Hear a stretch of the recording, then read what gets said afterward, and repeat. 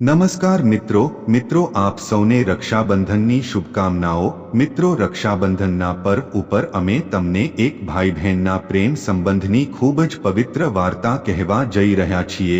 તો મિત્રો, આજનો આ વિડિયો ધ્યાનથી સાંભળજો અને વિડિયો પસંદ આવે તો લાઈક, શેર તેમજ ચેનલને સબસ્ક્રાઇબ કરવાનું ભૂલતા નહીં। મિત્રો, એક ભાઈ તેની બહેનનો સ્નેહભર્યા આશીર્વાદ મેળવવા માટે કંઈ પણ કરી શકે છે। મિત્રો, એક સમય હતો જ્યારે દેવર્ષિ નારદજી આકાશમાં ભટકતા તેણે જોયું કે એક બહેન તેના ભાઈના કાંડા પર રાખડી બાંધી રહી છે અને તે રાખડીના બદલામાં ભાઈ તેને હંમેશા તેની રક્ષા કરવાનું વચન આપી રહ્યા છે।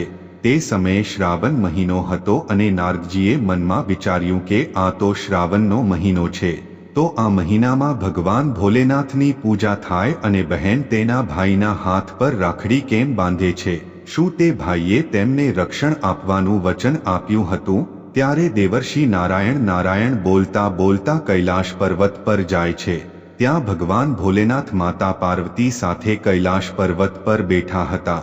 ત્યાં પહોંચીને ભગવાન શિવ અને માતાને પ્રણામ કરે છે અને ભગવાન ભોલેનાથ નારદજીને કહે છે, હે નારદજી, તમે આજે કૈલાસ પર્વત પર કયા હેતુથી આવ્યા છો?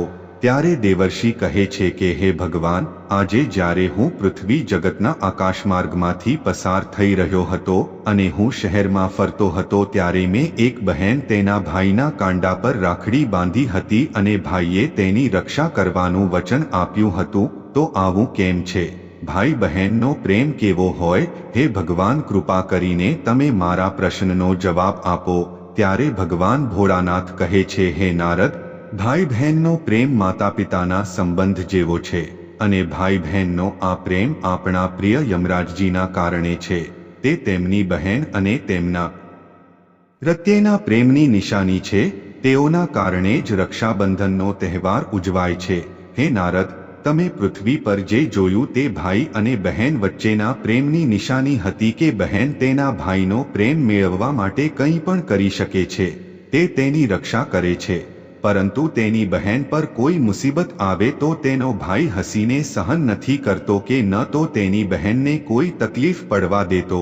હે દેવર્ષિ, હું તમને એક ખૂબ જ મહત્વપૂર્ણ રક્ષાબંધનની વાર્તા કહીશ। તે સાંભળ્યા પછી તમે જાણશો કે ભાઈનો તેની બહેન પ્રત્યેનો પ્રેમ કેવો હોય છે। ત્યારે દેવર્ષિ નારદજી કહે છે કે હે ભગવાન શિવ, મને તે કથા સંભળાવો। હવે હું મારી જાતને થોડો પણ રોકી શકતો નથી। ત્યારે ભગવાન શિવ કહે છે, હે નારદજી, આટલી ઉતાવળ કરવી સારી નથી, કારણ કે જે કોઈ આ કથા સાંભળે છે તેનું કલ્યાણ ફક્ત આ કથા સાંભળવાથી જ થાય છે અને જે આ વિડિયો બીજાને શેર કરે છે તેની બધી મનોકામનાઓ ભગવાન ભોલેનાથને સાંભળીને પૂર્ણ થાય છે। દેવર્ષિ નારદજી કહે છે, હે ભગવાન, તે કથા હું દિલથી સાંભળીશ। હવે ભગવાન ભોલેનાથ કહે છે, હે દેવર્ષિ, આજે હું તમને એક ધનવાન બહેન અને ગરીબ ભાઈની કથા સંભળાવવા જઈ રહ્યો છું। આજની વાર્તા સાંભળ્યા પછી તમે જાણશો કે ભાઈ અને બહેન વચ્ચેનો સંબંધ કેવો છે અને દરેક બહેન અને ભાઈએ તેમના સંબંધો કેમ જાળવી રાખવા જોઈએ।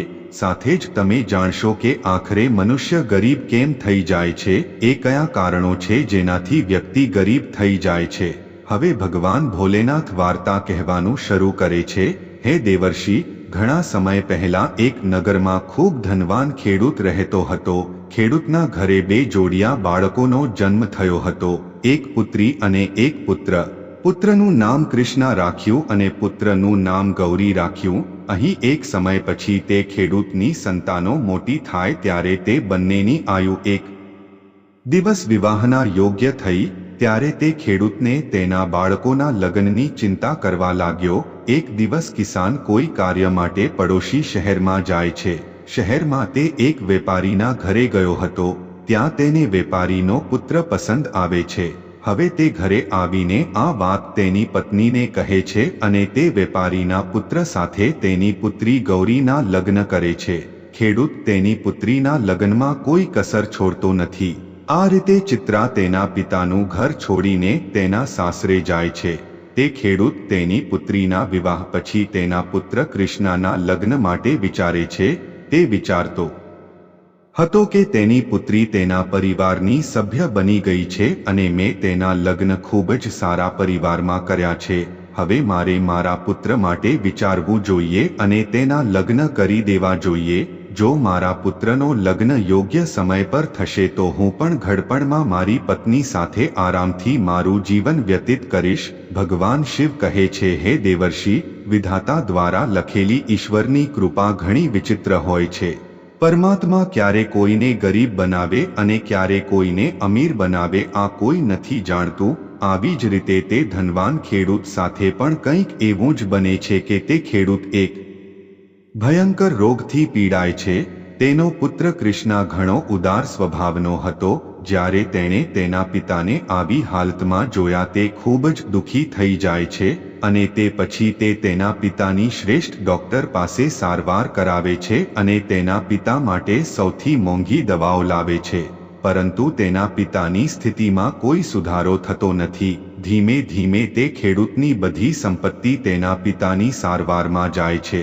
પરંતુ તે ખેડૂતનો પુત્ર શ્યામ હવે ખૂબ જ ગરીબ થઈ ગયો છે.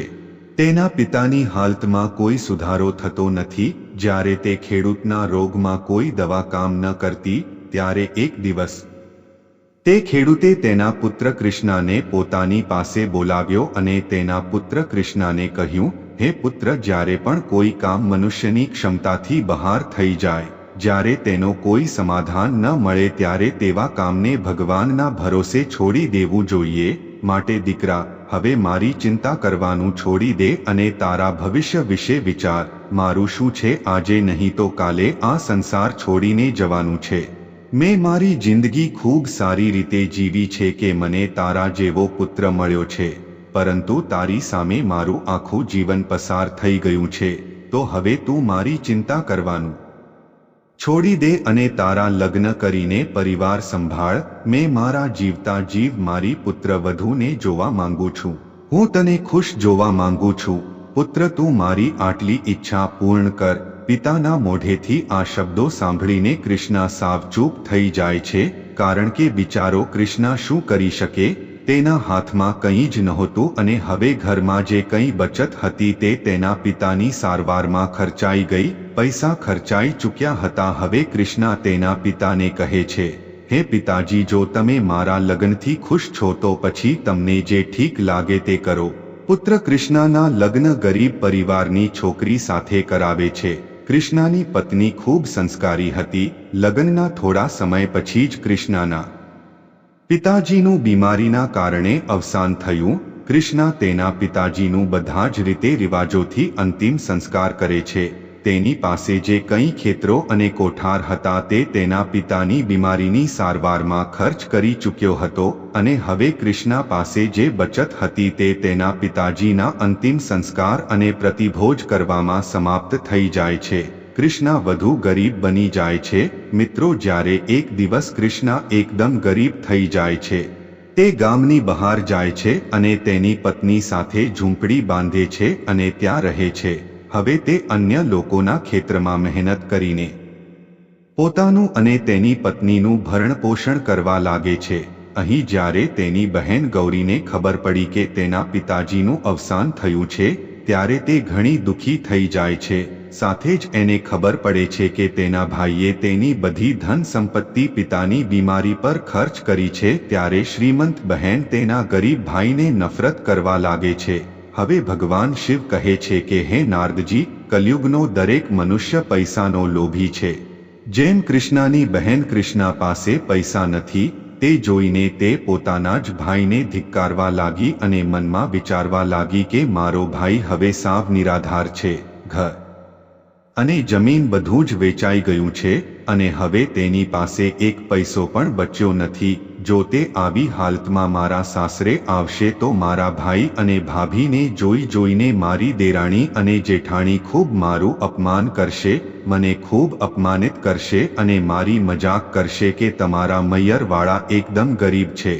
હવે આ રીતે હું મારા સાસરિયાઓમાં ઘણી ખરાબ પ્રતિષ્ઠા મેળવીશ. મારા અપમાનના ડરથી તે ગૌરીને રાખશે. તેની પોતાની બહેન તેના ભાઈ સાથેનો સંબંધ તોડી નાખે છે. અને તેના ભાઈ પ્રત્યે એટલી ક્રૂર બની જાય છે કે તે ન તો તેના પિતાના 13મા દિવસ પર જાય છે, ન તો તે તેના ભાઈની સુખાકારી વિશે પૂછતી નથી, ન તો ગૌરી તેના ભાઈને સાસરે બોલાવે છે, ઘર કે તે ક્યારે તેના ભાઈના ઘરે જતી નથી। જ્યારે કૃષ્ણાને ગૌરીના આવા વર્તનની જાણ થઈ કે ખબર પડી કે જે બહેન તેની મીઠી સ્મિત હતી તે જ બહેન ગૌરી તેને નફરત કરે છે, તેથી જ કૃષ્ણા પણ ક્યારે તેની બહેનના સાસરે નથી જતો। હવે ભગવાન શિવ કહે છે કે હે દેવર્ષિ નારદજી, આ વિતેલા વર્ષોમાં કૃષ્ણાને એક પુત્ર થયો અને તે ક્યારે 15 વર્ષનો થઈ ગયો તેની ખબર જ ન પડી। અહીં હવે ગૌરીના બાળકો પણ મોટા થયા હતા। થોડા વર્ષો પછી એક દિવસ કૃષ્ણાની બહેન ગૌરીના પુત્રના લગ્ન નક્કી થાય છે, પરંતુ કૃષ્ણાની બહેન તેના ભાઈને આમંત્રણ ન આપ્યું। જ્યારે કૃષ્ણાને ખબર પડી કે તેના ભત્રીજાના લગ્ન થવાના છે, ત્યારે આ સાંભળીને કૃષ્ણા ખૂબ જ ખુશ થઈ ગયો અને તેની પત્નીને આ વાતની જાણ કરી। તેની પત્નીને જઈને કહે છે, હે પ્રિય, મારી વહાલી બહેનના દીકરાના લગ્ન નક્કી થઈ ગયા છે। ત્યારે કૃષ્ણાની પત્નીનું નામ શિવાની હતું અને તેણે કહે છે કે મારી બહેનના દીકરાના લગ્ન છે, આપણે બધાએ બહેનના ઘરે જવાનું છે। પછી હવે કૃષ્ણાની પત્નીને ખબર પડી કે નણંદના દીકરાના લગ્ન થવાના છે, તો તે આ સાંભળીને ખૂબ ખુશ થઈ ગઈ। હવે તે વિચારવા લાગી, આ બહાને કમસે કમ હું જઈશ અને મારી નણંદને મળીશ અને તેનું ઘર જોઈશ। શિવાની ખુશ થઈને તેના પતિને કહે છે, હે પતિદેવ, હું તમારી સાથે ચોક્કસ આવીશ, પરંતુ પહેલા મને એ જણાવો કે આપણી પ્યારી નણંદે આપણા માટે આમંત્રણ પત્રિકા મોકલ્યું છે કે નહીં। પત્નીની આ વાત સાંભળીને કૃષ્ણા એકદમ ચૂપ થઈ જાય છે। તેને આમંત્રણ આપવામાં આવ્યું છે કે નહીં તેનાથી શું ફરક પડે છે, તે પણ મારી બહેનનો દીકરો છે। કૃષ્ણાની પત્ની કહે છે, વાત તમારી સાચી છે, પરંતુ બહેનના ઘરે આમંત્રણ વિના જવું અયોગ્ય છે અને તમારે પણ ત્યાં ન જવું જોઈએ। હવે તે કૃષ્ણા તેની પત્નીને સમજાવે છે કે હે પ્રિય, ગૌરીના પરિવારવાળા ઘણા ધનવાન વ્યક્તિ છે, ઘરમાં લગ્નનો માહોલ છે, કદાચ આ જ કારણે તેમને આમંત્રણ મોકલવાનો ભૂલી ગયા હશે, અથવા શક્ય છે કે તેણે અમને આમંત્રણ મોકલ્યું હોય પરંતુ આમંત્રણ પત્ર અમારા સુધી પહોંચ્યો નથી। તેથી પ્રિય, કોઈ પણ પ્રકારનો વિચાર કરશો નહીં। નિમંત્રણ મળ્યું તે વિચારીને તમે પણ મારી સાથે આવવામાં તૈયારી કરો। શિવાનીએ તેના પતિ કૃષ્ણાના આ શબ્દો સાંભળીને જવાબ આપ્યો, અરે પિયા, તારે જવું હોય તો જઈ શકો, પણ હું આમંત્રણ વિના નહીં જાઉં। પત્ની પાસેથી આવી વાતો સાંભળીને કૃષ્ણા બોલ્યો, ઠીક છે, જો તારી આ ઈચ્છા હોય તો તું બાળકો સાથે ઘરે જ રહેજે, હું એકલો જ ગૌરીના સાસરે જઈશ। જો હું નહીં જાઉં તો મારી બહેનના સાસરિયાઓને, તો મારી બહેનના ભાભી અને મોટા સાસરિયા મારી બહેનને ટોણા મારશે અને કહેશે કે તારો ભાઈ ખર્ચો ટાળવા આવ્યો નથી। હવે ભગવાન શિવ કહે છે, હે નારદ, હવે કૃષ્ણા પાસે ચોખા અને કપડાં ખરીદવા માટે પૈસા નહોતા। ઉછીના લીધેલા પૈસાથી કૃષ્ણા તેની બહેન ગૌરીને આપવા માટે સુંદર કપડાં ખરીદે છે અને તે કપડાં સાથે કૃષ્ણા તેની બહેનના સાસરે જવા માટે પગપાળા જતો રહે છે। સવારથી સાંજ સુધી તે તેની બહેનના દરવાજે પહોંચે છે અને બિચારો કૃષ્ણા તેની બહેન ગૌરીના આવવાની રાહ જોતો હતો। ત્યારે ગૌરીની ભાભીની નજર કૃષ્ણા પર પડે છે અને તે કૃષ્ણાને જોઈને ઓળખે છે। ભાભી સાસરે જઈને ગૌરીને કહે છે કે બહેન ગૌરી, આજે તારો ભાઈ તારા ઘરે આવ્યો છે, જઈને જોઈ લે કે તારો ભાઈ તારા દરવાજે ઊભો છે। જ્યારે ગૌરીને તેના જેઠાણીના મુખેથી આવી વાતો સાંભળે છે ત્યારે તે જેઠાણીને કહે છે, બહેન, જો તમે મારા ભાઈને દ્વાર પર ઊભેલો જોયો છે તો મને કહો, મારો ભાઈ સસુરાલમાં કેવી હાલતમાં આવ્યો છે અને તેને કેવા કપડાં પહેર્યા છે। હવે જેઠાણી કહે છે કે તમારો ભાઈ જૂના ફાટેલા કપડાં પહેરીને તમારા આવવાની રાહ જોઈ રહ્યો છે। જેઠાણીના મુખેથી આવી વાત સાંભળીને ગૌરી ગુસ્સાથી લાલ થઈ જાય છે અને બધાની નજરથી બચીને તેના ગરીબ ભાઈ પાસે પહોંચે છે। તે બિચારો તેની બહેન ગૌરીને તેની પાસે આવતા જુએ છે ત્યારે તે ખૂબ જ ખુશ થઈ જાય છે અને તેની બહેનને જોઈને કૃષ્ણાની આંખોમાં આંસુ આવી જાય છે। કારણ કે ઘણા વર્ષો પછી તેની બહેનને મળી રહ્યો હતો. પછી ચિત્રાભાઈને તેની સાથે તેના ઘરના સૌથી અંદરના રૂમમાં લઈ જાય છે. તેને બધાની નજરથી દૂર રાખીને તે જઈને પૂછવા લાગે છે, અરે ભાઈ, તમને આમંત્રણ પત્ર કોણે મોકલ્યું છે તો તમે અહીં આવ્યા? ત્યારે કૃષ્ણા કહે, બહેન, તમે તમારા ભાઈને સાવ ભૂલી ગયા છો, પણ મને કોઈની પાસેથી ખબર પડી કે મારા ભત્રીજાના લગ્ન થવાના છે, એટલે જ હું તમારા અને તમારા પુત્ર માટે નવા કપડાં લાવ્યો છું. મેં વિચાર્યું કે મેં મારા બહેનના સસુરાલ નહીં જાવ તો મારી બહેનની દેરાણી જેઠાણી અને ભાભી તેને ટોણા મારશે. આ જ કારણે હું તમારી પાસે આવ્યો છું. ભાઈના મોઢેથી આ શબ્દો સાંભળીને ગૌરી કહેવા માંડે છે કે ભાઈ, તારે મારા ઘરે આવી નિર્લજ્જતાથી ન આવવું જોઈતું હતું. તો આ રીતે જૂના ફાટેલા કપડાં પહેરીને આવ્યો છે. આ મારા માટે બહુ શર્મની વાત છે. કમ સે કમ તારી તો સન્માન નથી, તે મારું સન્માન છે. તમારે આ વિશે વિચારવું જોઈતું હતું. ઓછામાં ઓછું તમારે અમારા સન્માન વિશે વિચારવું જોઈએ. હું ઉચ્ચ પરિવારમાં પરિણીત છું, તેથી જ તમારે આવી સ્થિતિમાં ન આવવું જોઈએ. જ્યારે કૃષ્ણાએ તેની બહેન ગૌરીના મુખમાંથી આ સાંભળ્યું ત્યારે તે અસહાય ભાઈનું હૃદય ધ્રુજી જાય છે. હવે ભગવાન શિવ કહે છે, દેવર્ષિ. ત્યારે કૃષ્ણા પોતાની બહેનના પગે પડીને ક્ષમા માગવા લાગ્યા. મને ખબર ન હતી કે મારા કારણે તમારી બદનામી ન થાય. તારી ભાભી તને ટોણો ન મારે એટલા માટે હું તારા માટે નવા કપડાં લાવ્યો છું. જો મને આ વાતની અગાઉથી ખબર હોત તો તને મારાથી આટલું દુઃખ થાશે ને મારા આવવાથી બહુ ખરાબ લાગશે. તો હું તમારા ભત્રીજાના લગ્ન છે એમ વિચારીને આવ્યો હતો, અને જો હું ન પહોંચું તો મારી બહેનની ભાભી મારી બહેનને ટોણો મારશે. આટલી બધી વાતો કૃષ્ણાના આ શબ્દો સાંભળીને ગૌરીનો ગુસ્સો થોડો શાંત થયો.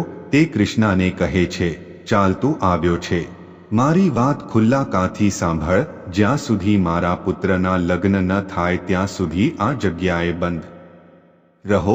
ભૂલથી પણ આ રૂમની બહાર જવાની ભૂલ ન કરશો, નહીં તો તમને જોઈને લોકો કહેશે કે ગૌરીનો ભાઈ ભિખારી છે. અને હું નથી ઈચ્છતી કે મારી ગણતરી ગરીબોમાં થાય. અને બધા મહેમાનો માટે ભોજન તૈયાર થશે ત્યારે મેં ચૂપચાપ આ રૂમમાં તમારા માટે ભોજનની થાળી આપીશ. ભાઈ, તું જમવાનું જમ્યા પછી તું ચૂપચાપ પાછલા દરવાજે તારા ઘરે જતો રહેજે.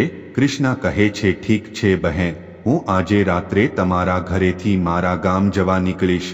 તને વિનંતી કરું છું કે જે કપડાં હું તારા માટે લાવ્યો છું તે લે. હું તારા માટે ખૂબ પ્રેમથી લાવ્યો છું. ગૌરીએ ભાઈ પાસેથી કપડાં લીધા અને ચૂપચાપ રૂમની બહાર નીકળી ગઈ. જતી વખતે બહારથી જ તે દરવાજાની કુંડી બંધ કરી જેથી કૃષ્ણા બહાર ન આવી શકે. ભાઈ તે ઓરડામાં બેસીને તેની બહેન પાછી આવશે તેની રાહ જોઈ રહ્યો હતો. અહીં શિવ કહે છે, હે નારદજી, ત્યાં કૃષ્ણા રૂમમાં બેસીને તેની બહેન પાછી આવે તેની રાહ જોઈ રહ્યો હતો. મારી બહેન મને ખવડાવવા ચોક્કસ પાછી આવશે એમ વિચારીને આજે તો મને સ્વાદિષ્ટ ભોજન ખાવા મળશે. પણ કૃષ્ણા શું ખબર કે પેલી માસૂમ બહેને પોતાના ભાઈને એ રૂમમાં બંધ કરી દીધો છે અને ઘરના કામમાં વ્યસ્ત છે અને ભાઈ માટે ભોજન આપવાનું ભૂલી ગઈ છે.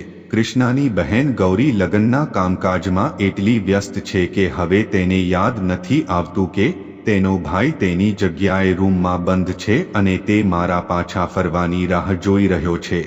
ગૌરી બધું કામ કરતી રહી અને લગ્ન પૂર્ણ થયા હતા. ગૌરી મોટા પરિવારની વહુ હતી એટલે એનું ઘર પણ ખૂબ મોટું હતું. બહેને તેના ભાઈને બધાથી પાછલા ઓરડામાં તેને બંધ કર્યો હતો. એક વાત એ પણ હતી કે તે જગ્યામાં કોઈ આવતું જતું ન હતું. હવે જેમ જેમ સમય વીતી રહ્યો છે તેમ કૃષ્ણાની ભૂખ અને પાણીથી સંઘર્ષ કરી રહ્યો અને તેની સ્થિતિ પણ વધુ ખરાબ થવા લાગે છે. ત્યારે કૃષ્ણા તેની બહેનને બોલાવે છે, પરંતુ હવે કોઈ તેનો અવાજ સાંભળતું નથી. ગૌરી લગ્ન પછીની વિધિઓમાં વ્યસ્ત હતી. આવી રીતે રૂમમાં બંધ પડેલા ભાઈને 2 દિવસ થઈ ગયા. હવે ભગવાન શિવ કહે છે, હે નારદજી, અહીં કૃષ્ણાને તેની પત્ની અને બાળકોની યાદ આવે છે. કૃષ્ણા વિચારે છે કે જો અહીં કોઈ ન આવે તો હું આ રૂમમાં ભૂખ્યો અને તરસ્યો મરી જઈશ, અને હું મરી ગયો તો મારા પત્ની સહિત બાળકોનું શું થશે? મારા ના હોવાથી મારી પત્ની કેવી રીતે બાળકોનું ભરણ પોષણ કરશે? આ બધું વિચારતો વિચારતો અને કમજોરીના કારણે તે બેભાન થવા લાગે છે. ત્યારે જ કોઈ કામના કારણે ગૌરીની જેઠાણી તે રૂમ પરથી પસાર થાય છે. જ્યારે કૃષ્ણાએ કોઈનો આવવાનો અવાજ સાંભળ્યો ત્યારે કૃષ્ણા તેની પૂરી તાકાતથી એ રૂમનો દરવાજો ખખડાવવા લાગે છે. જ્યારે ગૌરીની જેઠાણીના કાન પર તે દરવાજાનો અવાજ સંભળાય છે ત્યારે તે દરવાજો ખોલીને જુએ છે. કૃષ્ણાને અંદર જોયો તો તે ચોંકી જાય છે અને કૃષ્ણાને પૂછવા લાગે છે કે તને કોણે બંધ કર્યો છે? કૃષ્ણા પાસે આનો કોઈ જવાબ નથી, કારણ કે તે તેની બહેનને તેની જ ભાભીની નજરમાં પડાવવા માંગતો ન હતો.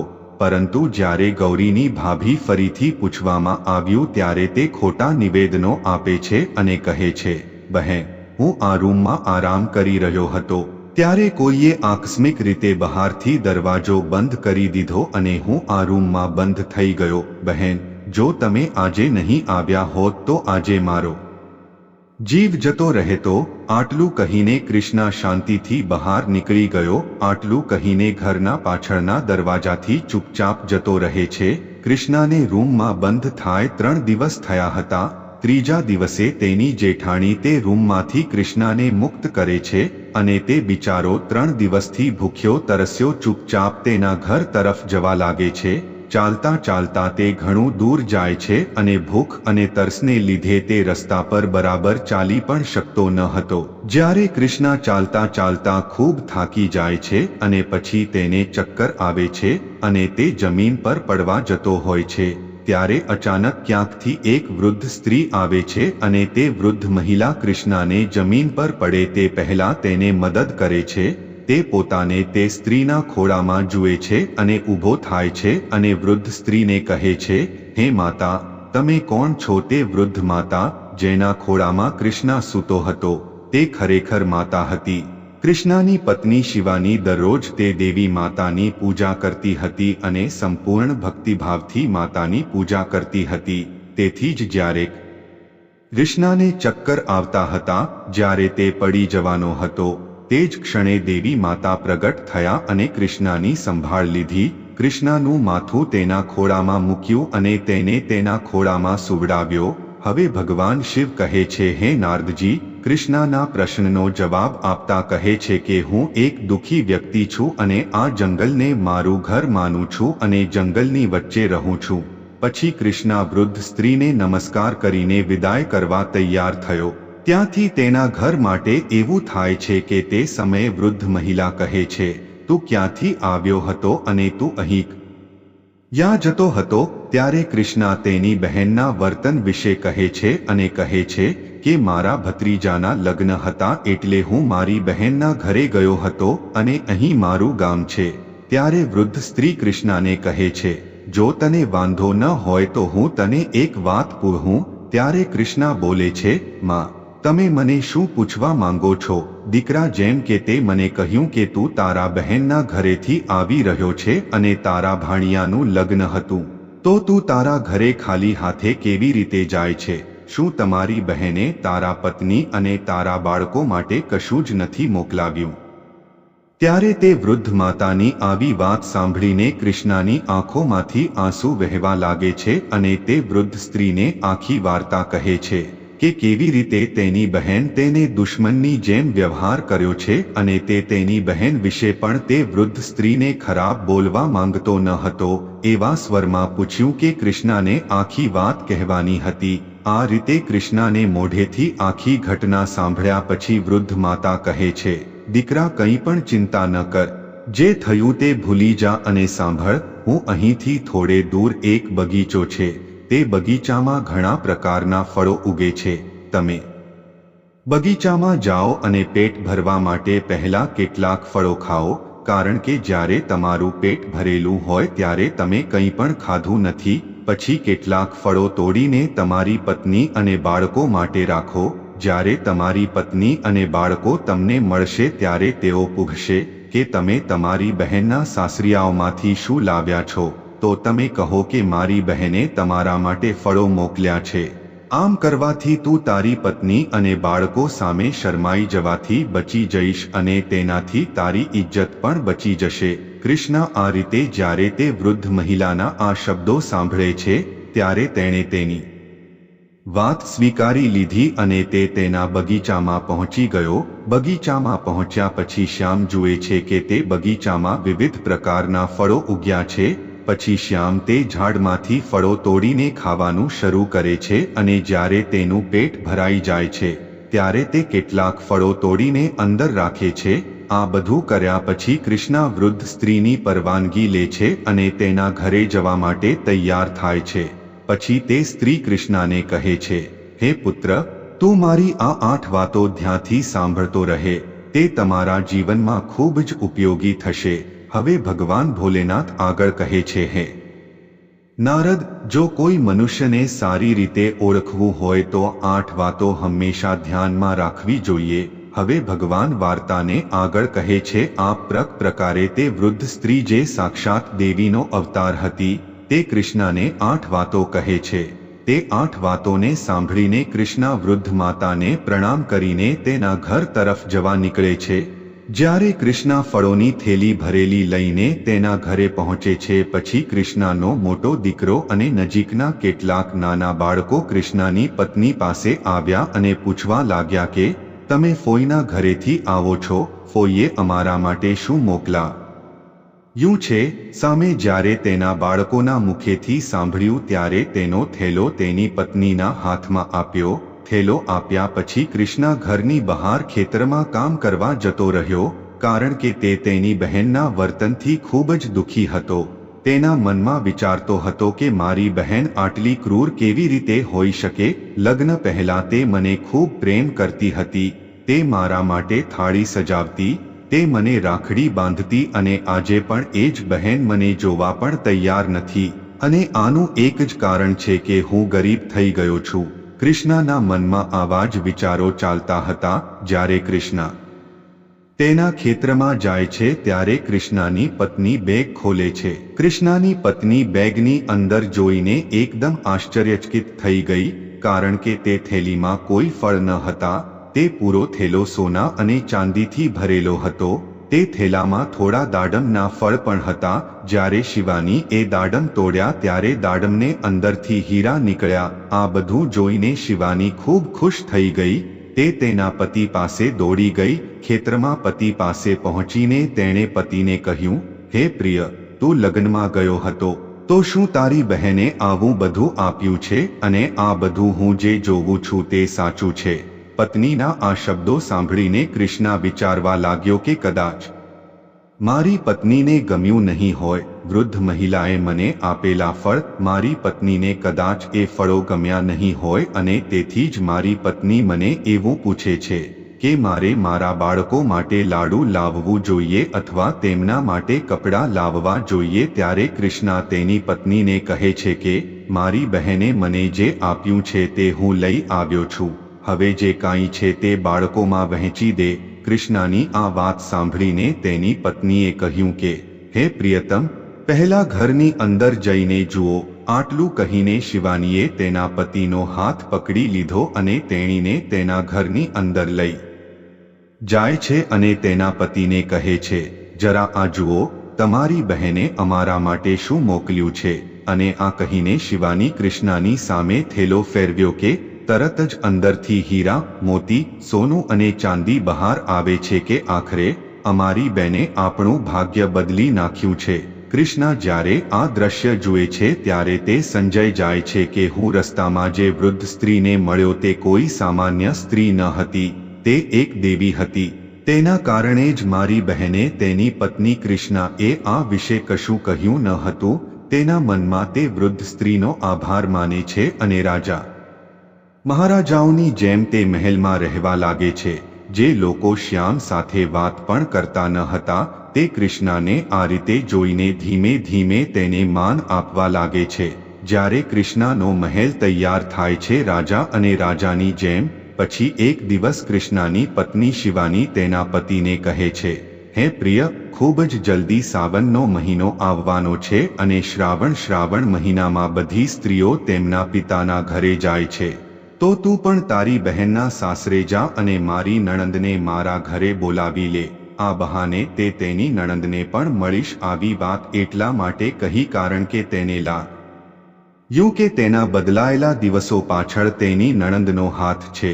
હવે જ્યારે દિવ્યાનીએ કૃષ્ણાને તેની બહેનને ઘરે લાવવા કહ્યું ત્યારે આ સાંભળીને કૃષ્ણા ફરી એકવાર તેની બહેનના સાસરે જાય છે ને તેની પત્નીના આગ્રહ અને થોડા સમય પછી તે તેની બહેનના સાસરે પહોંચે છે અને કૃષ્ણા ફરી તેની બહેનના દરવાજે જાય છે અને તે જ દરવાજા પર ઊભો રહે છે જ્યાં તે થોડા દિવસો પહેલા આવીને ઊભો હતો. પહેરવેશ બદલાઈ ગયો. પહેલા જૂના ફાટેલા કપડાં ન હતા, હવે રાજાઓ અને બાદશાહોના કપડાં હતા. એ જ સમયે ગૌરીની જેઠાણી ઘરની બહાર આવીને બહાર જુએ છે તો તેને આશ્ચર્ય થાય છે કે તે ગઈકાલે જે જૂના ફાટેલા કપડાં પહેરીને આવ્યો હતો આજે તે મહારાજના વસ્ત્રો પહેરીને આવ્યા છે. હવે તે દોડતી દોડતી ગૌરી પાસે જાય છે અને કહે છે, હે ગૌરી બહેન, આજે પણ તારો ભાઈ આવ્યો છે. જેઠાણીની વાત સાંભળીને ગૌરી કહે છે, હે બહેન, કોઈ પણ ભિખારી મારો ભાઈ ન હોઈ શકે. મારો કોઈ ભાઈ નથી. વાસ્તવમાં ગૌરી આમ કહી રહી હતી કારણ કે આ વખતે પણ ગૌરી તેના ભાઈને ભિખારી માનતી હતી. પણ જ્યારે તેની ભાભી કહે છે કે ગૌરી, તારો ભાઈ આજ ભિખારીની જેમ નહીં પરંતુ રાજા મહારાજાઓની જેમ આવ્યો છે. તારા ભાઈને જોઈને એવું લાગે છે કે કોઈક દેશનો રાજા છે અને તે તારા દરવાજે એક મોટો સુશોભિત રથ ઊભો છે. એક વાર જઈને જુઓ. જ્યારે ગૌરીએ તેની ભાભી પાસેથી આ વાતો સાંભળી ત્યારે તેને તેની ભાભીની વાત પર અને સત્ય જાણવામાં જરા પણ વિશ્વાસ ન હતો. તેણીએ તેના ભાઈને ગુપ્ત રીતે જોવાનું શરૂ કર્યું. ગૌરી તેના ભાઈની સંપત્તિ જોઈને આશ્ચર્યચકિત થઈ ગઈ. પહેરવા માટે કપડાં પણ નથી. પછી તે અચાનક કેવી રીતે થઈ ગયો? કૃષ્ણાની બહેન ગૌરી તેના ભાઈની આરતી કરવા લાગે છે. તેના ભાઈને કહે છે, મને માફ કરજો, મારા કારણે તને બહુ દુઃખ અને અકળામણ સહન કરવી પડી હતી. તેની બહેનની આ વાત સાંભળીને કૃષ્ણા બોલવા લાગ્યો કે તે સમયે તમારી ભૂલોને કારણે મેં તમને માફ કરી દીધા છે. હવે બહેન, હું તમને બોલાવવા માટે મારી સાથે આવવાની તૈયારી કરું છું. હવે તારે મારી સાથે મારા ઘરે આવવું પડશે. હવે ભગવાન શિવ આગળ કહે છે કે હે દેવર્ષિ, એક એવો ભાઈ છે કે જેની બહેને ગરીબ હતો ત્યારે તેની પાસે ખાવાનું પણ માંગ્યું ન હતું અને તે જ ભાઈ જેમને પૈસા મળતા જ તે સાસરે જઈને તેને બોલાવે છે બહેન અને તેની બધી ભૂલો માટે માફી માંગે છે. જ્યારે કૃષ્ણાની બહેન તેના ઘરે પહોંચે છે તે તેના ભાઈની ભવ્યતા જોઈને સ્તબ્ધ થઈ જાય છે અને તે જુએ છે કે મહેલની અંદર ઘણા પ્રકારના નોકર અને ભોજન છે. તેના ભાઈની આવી હાલત જોઈને ગૌરી આશ્ચર્યચકિત થઈ ગઈ અને મનમાં વિચારે છે કે કાલે તો મારા ભાઈ પાસે કશું જ નહોતું અને ભિખારી હતો. આજે આ બધું અચાનક કેવી રીતે શક્ય છે? હવે બહેન ગૌરી આરતીનો થાળ સજાવીને તેના ભાઈ કૃષ્ણાની આરતી કરે છે કે પછી ગૌરી તેના ભાઈને ઘણા આદરપૂર્વક સાથે ભાઈને કહે છે, હે ભાઈ, મને ક્ષમા કરી દો, મારા કારણે તમને ઘણું કષ્ટ અને શર્મિંદગી ઉઠાવી પડી. મારે તમારી સાથે આવો વ્યવહાર ન કરવો જોઈતો હતો. બહેનની આવી વાતો સાંભળીને કૃષ્ણા કહેવા લાગે છે, બહેના કોઈ વાત નહીં, તે સમય પર અમારા દિવસો સારા ન હતા. તમારી ભૂલોને મેં પહેલાથી જ માફ કરી દીધી છે. બેન, તમે હવે આ બધી વાતો છોડો અને મારી સાથે મારા ઘરે ચાલવાની તૈયારી કરો. હું તમને લેવા આવ્યો છું. તમારી ભાભી એ તમને બોલાવવા માટે મને અહીં મોકલ્યો છે. આ સાંભળીને ગૌરી તેના ભાઈ સાથે તેના ઘરે જવા માટે તૈયાર થાય છે. હવે ભગવાન શિવ કહે છે, હે દેવર્ષિ, એક ભાઈ જેને તેની બહેને ભોજન માટે પણ ન પૂછ્યું હતું, તે જ ભાઈ જેની પાસે ધન સંપત્તિ આવ્યા પછી તે તેની બહેનને બોલાવવા માટે તેના સાસરે ગયો અને તેની બધી જ ભૂલોને ક્ષમા કરી. આ રીતે જ્યારે કૃષ્ણા અને તેની બહેન તેના ઘરે પહોંચે છે ત્યારે તેના ભાઈની સમૃદ્ધિ જોઈને એકદમ દંગ રહી જાય છે. તે જુએ છે કે એક ભવ્ય આલિશાન મહેલ છે, ઘણા નોકરો છે અને અન્નના ભંડાર ભરેલા છે. ગૌરી તેના ભાઈની આવી સ્થિતિ જોઈને એકદમથી હેરાન થઈ જાય છે. કૃષ્ણાની પત્ની શિવાની પણ તેની નણંદની ખૂબ જ સારી રીતે સેવા કરે છે. 7 દિવસ સુધી તે તેની સારી રીતે કાળજી રાખે છે. આ પછી ગૌરી તેનું સાસરીમાં જવા રવાના થાય છે અને તેની જેઠાણી તેને કહે છે કે હે બહેન, જે થયું તે ભૂલી જા. ભવિષ્યમાં ક્યારે કોઈની સાથે આવું વર્તન ન કરો, કારણ કે જે વ્યક્તિ ધનનો અહંકાર કરે છે તેની પાસેથી દેવી લક્ષ્મી હંમેશ માટે દૂર થઈ જાય છે. તેથી મારા આ શબ્દો તમે હંમેશા યાદ રાખો. અને આ રીતે ગૌરીની જેઠાણી સમજાવે છે, જેના કારણે ગૌરી પણ દરેક સાથે પ્રેમભર્યા વર્તન કરવા લાગી. હવે ભગવાન શિવ કહે છે કે હે નારદજી, ભાઈ બહેનનો પ્રેમ અણમોલ છે. થોડા સમય પછી તે ફરી ભરાઈ જાય છે, જેમ કે કૃષ્ણા અને તેની બહેન ગૌરી વચ્ચેનો અણબનાવ ભરાઈ ગયો હતો. કૃષ્ણાની પત્ની શિવાનીને કારણે કૃષ્ણા ફરી એક અમીર બની શક્યો હતો અને તેની બહેનની આંખો પર એક ભ્રમનો પડછાયો હતો અને તે પણ કૃષ્ણાએ દૂર કર્યો હતો. જો કોઈ વ્યક્તિ તેના હૃદયથી કંઈક માંગે છે તો તે કાર્ય કરવા માટે ભગવાન હંમેશા મદદ કરે છે. ભગવાન શિવ નારદજીને કહે છે. તો મિત્રો, વાર્તા પસંદ આવી હોય તો કમેન્ટ બોક્સમાં હર હર મહાદેવ ચોક્કસ લખજો અને વિડીયોને લાઈક, ચેનલને સબસ્ક્રાઇબ કરીને બેલ આઇકન પર પ્રેસ કરજો. મળીશું એક નવી માહિતી સાથે. ત્યાં સુધી વિડીયોને અંત સુધી જોવા બદલ આપ સૌનો ખૂબ ખૂબ આભાર. હર હર મહાદેવ. ઓમ નમઃ શિવાય. જય માતાજી.